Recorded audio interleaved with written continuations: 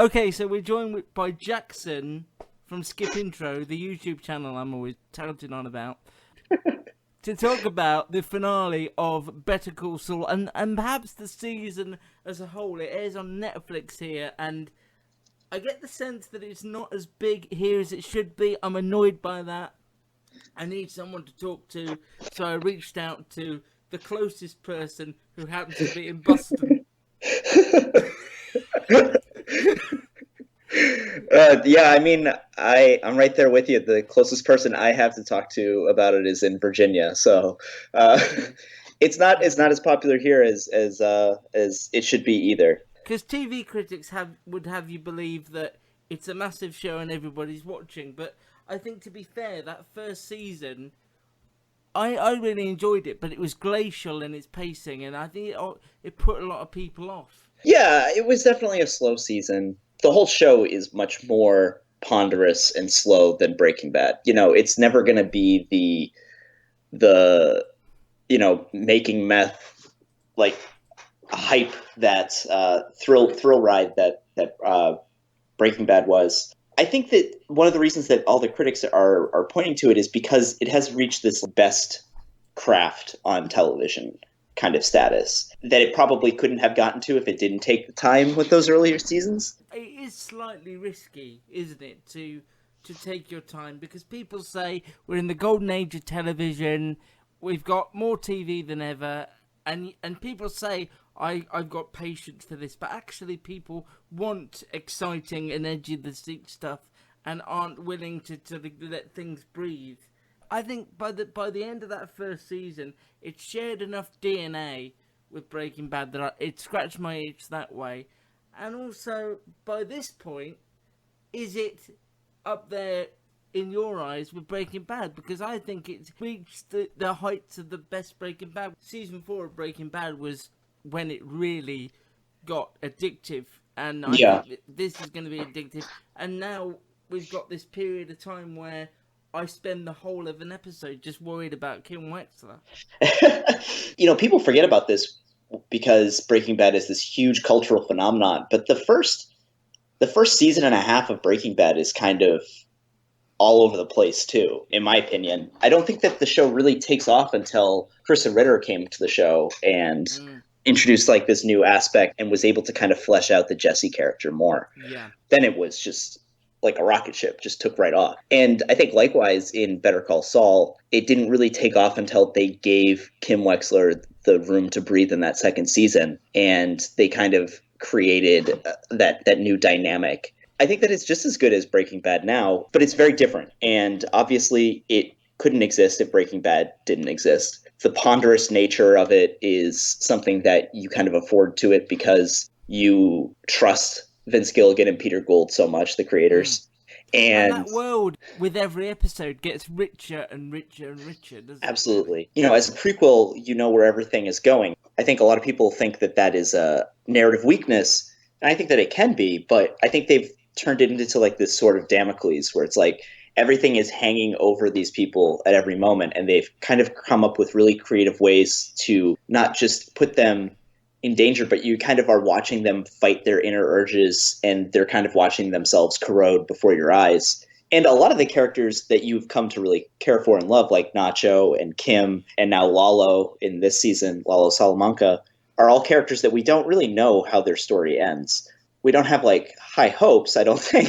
It doesn't feel like it's going to be like a great ending. But unlike Breaking Bad, you know their story will end because we know they're not in the series Breaking Bad. We know they're not going to be there. So at some point, we know their story will end.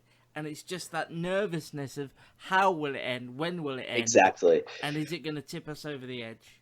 It really is like critic catnip because it really does lend itself to so many different viewings. There's so much thought put into everything, and all of the writing is like about poetic justice and ironic tragedy, stuff that is just really thought-provoking and great for like long pieces of writing about how brilliant it is, really, as opposed to something that is just like a visual spectacle. It's such an introspective show. What I like about this universe, and I know this isn't the case, is it feels like they've sat down and plotted this and they know exactly where they're going. They've known from day one. It just feels like We're Yeah. just slowly eking out one story. It's so clever. It really has screwed over a lot of other television shows because people kind of watch Breaking Bad and Better Call Saul and think that everything is thought out beforehand. They think that these shows have like an end point in mind that they're always working towards. There's like a fairly famous story in the last season of Breaking Bad. They split it into halves, and they aired like about a year apart. And the first season like ends with this like flash forward where Walt has like this giant gun in his trunk. And then when you see what happens with that gun, you're like, oh, I see what happened. They knew what was going to happen. But the writers in the writers' room have said that they had no idea what they were going to do with that gun at the time that they put it there. They just thought that it was a smart and like interesting thing, and they thought that all of, like the best writing came out of writing yourself out of corners. But that can trip so many shows up. Oh like, yeah, absolutely. Like Lost, for example, which I think if Damon Lindelof had wrote Lost now, he would have an end point in mind. It probably wouldn't be on a network that wanted 22 episodes a year from him for how many years. Absolutely. But he would know where this was going to go. And I think where so many shows have been tripped up by not having a plan. Of course, they got Breaking Bad to work from in a sense, but it just seems so... everything they do seems so effortless. Admiration for the way it works and the way it makes you feel that you're just watching this well-oiled machine tick along. Yeah, I couldn't have said it better myself, actually. You didn't need to. I mean, I wrote that. So. For me, I felt like this season really elevated it. I made a video before the beginning of this season for The Ringer, and the whole premise of the video was like, is Better Call Saul more impressive than Breaking Bad? Because it's like a higher degree of difficulty. And, you know, we kind of struggled with the titling for that a little bit. And there was like, are we saying that Better Call Saul is better than Breaking Bad? Is that like a thing that we're saying, or that it's as good? Because that feels like blasphemous. And now that this season has aired, I feel like it's not that blasphemous to say that it's on the same level. My issue with Breaking Bad with Better Call Saul was that I loved the Kim and Jimmy aspect of it, and was less enamored with the Mike stuff because it seemed to just be a different show altogether. And I was always willing it to go back to Jimmy and to Kim. And I always knew that eventually, at some point, the two worlds had to mesh. And I think they've done it so perfectly to mesh it. So now it's not a show of two halves. It is one show. It's gone from something I admire and enjoy to something that I just lapped up every week. This season, I think it is up there with the best of Breaking Bad. I really do. It gave me those same feelings of thinking I knew what was going to happen, being wrong-footed, being second-guessed, and just those moments of tension that I remember feeling when watching the best of Breaking Bad. I mean, the episode where they were in the desert, that was akin to Ozymandias in a way. That's as far as that show's got to the greatness of Breaking Bad. And you can tell that they are just much better at filmmaking now. As a crew, as a writing staff, these people just have a much firmer grasp on what they're doing filmmaking-wise. There's definitely an air of confidence to the whole thing, it feels like. By this Absolutely. Was there a turning point? Was it for you, was it this season? Or because before now I haven't felt compelled to do this, to talk in depth about the show. But now seems the time. Now seems the time for people, especially in the situation we're all in, if you gave up on it, go back, because it does become something spectacular. But were you always a massive fan, or is this the season that's like Better Call Saul's up there for me now as one of my favourites? I remember the moment that I thought that the show took a big leap, and it was an episode in season 3 called Chicanery. It's just basically a courtroom episode. And just the way that it's written and the way that it's acted was just next level. I remember being like, whoa, that was a really good episode of television. But I think that even in season 2, I thought that it was really starting to take shape. And then season 3, I felt that leap. And then season 4 was very consistently great. And then this season has been the one that, like I said, is now that same level of Breaking Bad. And I think that that's not an uncommon arc for a television show. I think that when a show ends, we start to think about them as like a big picture kind of thing. Yeah. Like people don't think about the entire run of Breaking Bad. They think of the peak and they kind of just mark all of Breaking Bad under that one label. Like I said earlier, I don't think that that's particularly true. I remember trying to go back and rewatch the series from the beginning. I felt just so much less engaged with the beginning. The pilot episode is obviously great, but the rest of that first season is kind of meandering, and some of that has to do with like the writer strike that was happening and stuff like that. But we kind of think about the high points of the end of season 3 and season 4, half measure, full measure, box cutter, then the showdown with Gus Just is the like, titles make me want to go and watch those episodes again. yeah, They but you give no other show gives me that feeling outside of the Americans. I don't think where you can just list a title and I'm like, yes, pump mm. that into my veins as if it were disinfectant. And then season 5 is kind of like that finale fireworks, and you kind of are thinking of the entire series in that space Yeah. when in reality that's only like 65% of the show. You think about the feeling you had as well watching it, and you don't remember the early bits because you weren't as invested, then you didn't have an emotional connection, and you weren't obsessive at that point. You only think about it from when you were really immersed and connected, I think. I think that's a great point. And TV is different than film because of the time that it takes to watch. And that's its great strength. And in some ways, that's its great weakness, too. Because in order to get to that point, you have to put in the time and the reps, and you have to become invested in these characters. The reason I stuck with Better Call Saul, well, I wouldn't say I wasn't enjoying it, but I wasn't as blown away by it as I wanted to be or expected to be. But I just have such faith in that creative team, and I knew that at some point, as we reached the conclusion, we were going to get these moments. I mean, that finale was one of those turn it on and the hour and 5 minutes just whizzes by. I sort of didn't know what to expect, and it's sort of what they do cleverly is they give you the impression that something is going to happen and that we're building to something, but you actually as a viewer have no idea what you're building to. There's just this ominous feeling of dread and danger that you can't explain.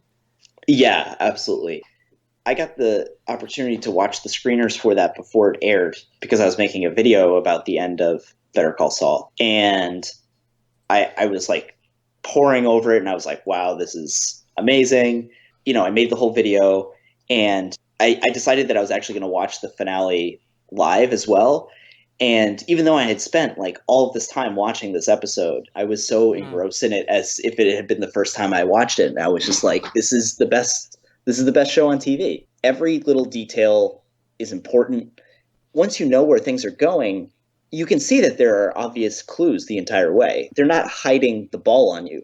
You know that there's going to be, I don't know, how do you want to deal with spoilers in this? It's tricky because we started by saying hardly anybody watches it, and then if we talk in depth about what happens, then I'm worried that I'll. Right. Okay. If I got somebody you. had spoiled it for me, I would. Well, I Yeah. can't leave the Okay. house, so I wouldn't do anything. But but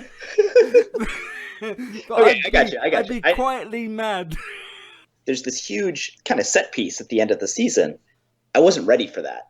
No, But when you think about it, like they tell you that it's going to happen. They tell you all of the details about what is going to happen they beforehand. forecast it a long Yeah. way ahead, And and you're and all still of the blown away. skills, all of the skills that all of the characters display in that scene are all foreshadowed earlier in the season with all of Lalo's cooking and all of his athletics, for lack of a better word. I think that's I can say that without spoiling things.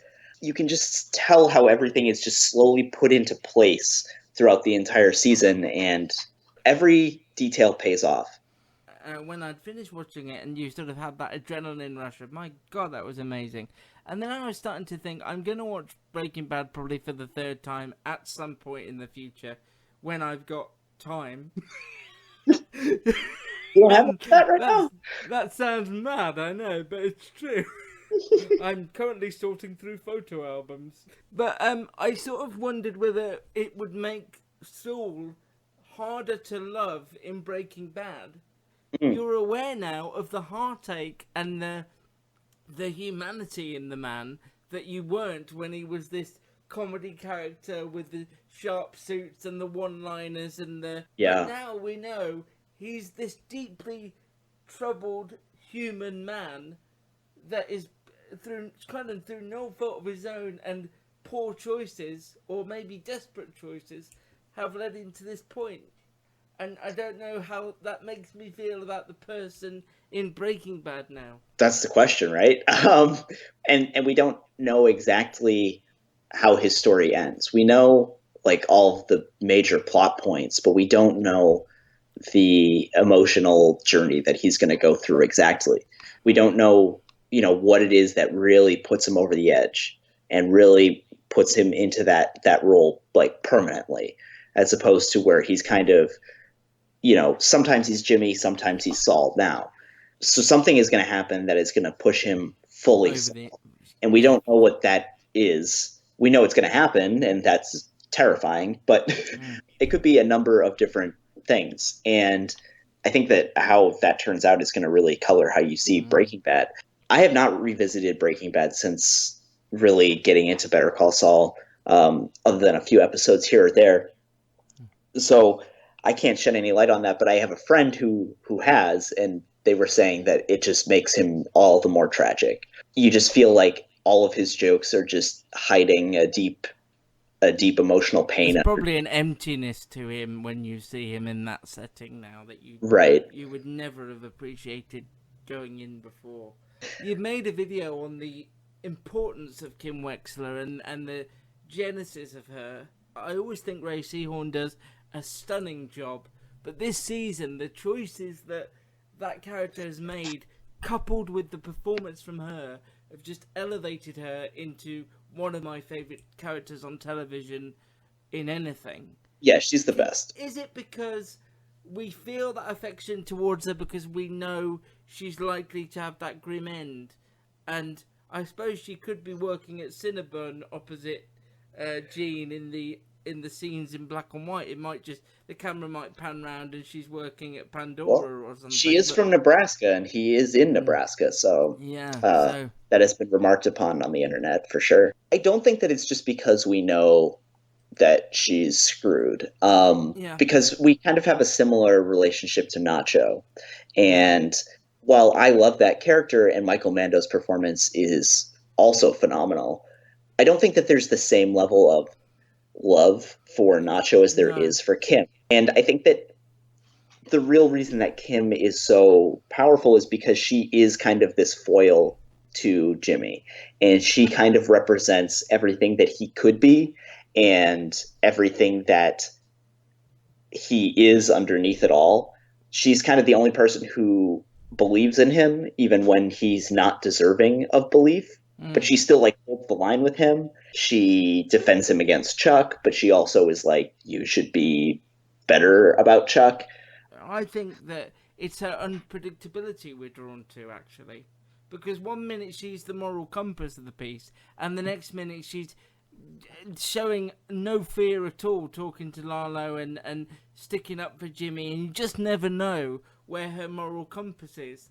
And she can be tempted to either side, not in the same way that Jimmy can. She doesn't have to become Saul. Kim is two halves of the same person. She doesn't have to become a character to turn on the nastiness, really. And it's out of fierce protection. She's a control freak. She wants total control over everything that she can. She has this belief in herself, which is her greatest strength, that if she can see all the pieces on the board, she can win. All she needs to do is know all of the pieces, and then she can outthink, outwork, out-hustle everyone else. The irony of it is that knowing all of the pieces on the board with Jimmy only puts her at greater risk. For a long time, it felt like she was just the moral compass of Jimmy. She kind of represented like what was at stake for him. And now we kind of see that all along. She has also been part of this Breaking Bad cast of characters who are defined by their one fatal flaw, which is also their greatest strength. And for her, it's that confidence and that desire to control everything. Throughout the series, pretty much everybody has sort of bemoaned her choosing Jimmy, and I think there's a part of her that thinks, I chose him and I'm going to stick with him no matter what, because I made this decision and I don't want all these other people to see me fail in my choice of a partner either. I think that's 100% the reason. She knows that she made that decision, and she believes that if she made the decision, it was the right decision, and she needs to protect that. Otherwise, she was wrong. And if she's wrong, then who is she? She's not Kim Wexler. I know they're a partnership, but are they just a partnership? Do you feel there's genuine affection for one another, or are they just really close friends, confide things in each other that they couldn't say to anyone else in their universe? They're quite similar, I think, to Philip and Elizabeth, where they're the only people who know how each other thinks, and therefore they can say these things because they know they won't be judged. But in the end, I don't know how much affection Kim genuinely has for Jimmy. Oh, I think that especially in this season, it's very clear how deeply Kim cares for Jimmy. When she doesn't know what's going on with him, it is like racking her inside. There are moments where Jimmy is kind of like, are you sure? Do you want like an out on this? I'm not going to make you do this. And I don't think that the reason she stays is purely because she just wants to control. I don't think you can underestimate how much genuinely she cares for him, because I think that that's what made her make that decision in the first place. I don't think that she made that decision to pick Jimmy just because she wanted a challenge.